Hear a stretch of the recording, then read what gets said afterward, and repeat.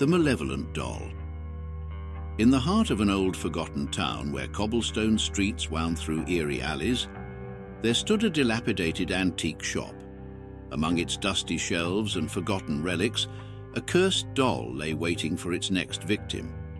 The doll was a porcelain beauty with golden curls and sapphire eyes, but its exquisite appearance masked a malevolent presence. Its origins were shrouded in mystery, but one thing was certain: anyone who possessed it was cursed to face unimaginable horrors. The cursed doll had a long and dark history, beginning with its creation by a tormented toymaker named Victor. Legend had it that Victor had lost his beloved daughter Isabella in a tragic accident. Consumed by grief, he crafted the doll as a lifelike replica of his daughter, pouring his sorrow and anguish into every porcelain fiber. It didn't take long for strange occurrences to plague Victor's life. Objects moved on their own, eerie whispers filled his workshop, and he could swear he heard Isabella's laughter echoing through the empty halls. Desperate to be free of the doll's sinister influence, Victor sealed it inside a chest and locked it away. Decades later, the cursed doll found its way into the hands of Eliza, a young woman with a penchant for antiques. Drawn to its beauty, she brought it home, unaware of the malevolent force lurking within. At first, the doll seemed like a harmless addition to Eliza's collection, but that illusion soon shattered. Bizarre accidents plagued her life. Objects fell from shelves, doors slammed shut, and whispers in the dead of night filled her bedroom. Eliza's once tranquil existence unraveled as her nights were plagued by terrible nightmares. Eliza confided in her best friend Julia, who scoffed at the idea of a cursed doll. Determined to prove it was all in Eliza's mind, Julia decided to spend the night. As the two friends lay in the dimly lit room, they heard a soft, eerie melody, like a lullaby from another world. "Eliza, is that a music box?"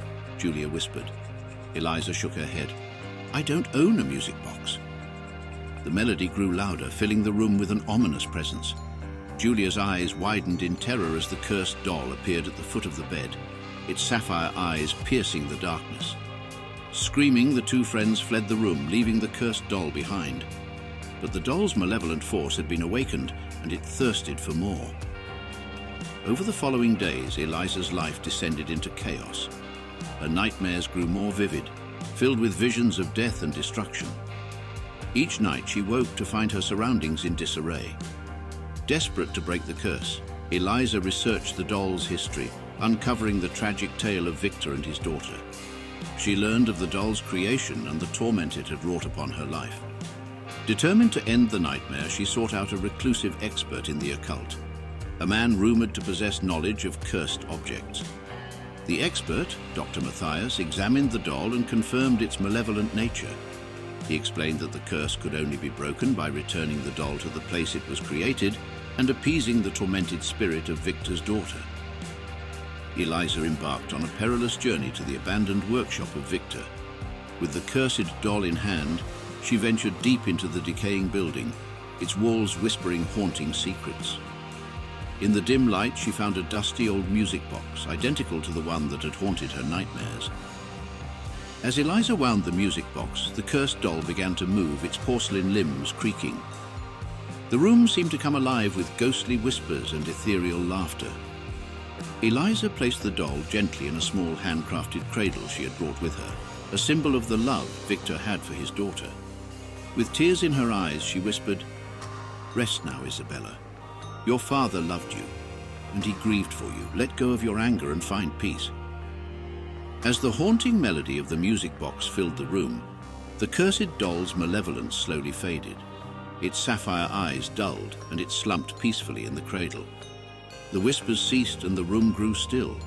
Eliza knew the curse had been broken.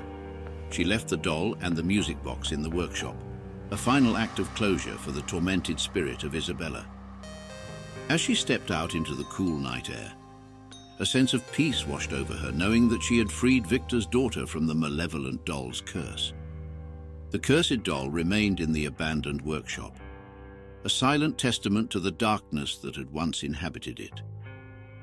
The town's residents avoided the old building, and the legend of the malevolent doll became a cautionary tale, a reminder that some objects carry a darkness that can only be quelled by an act of love and forgiveness.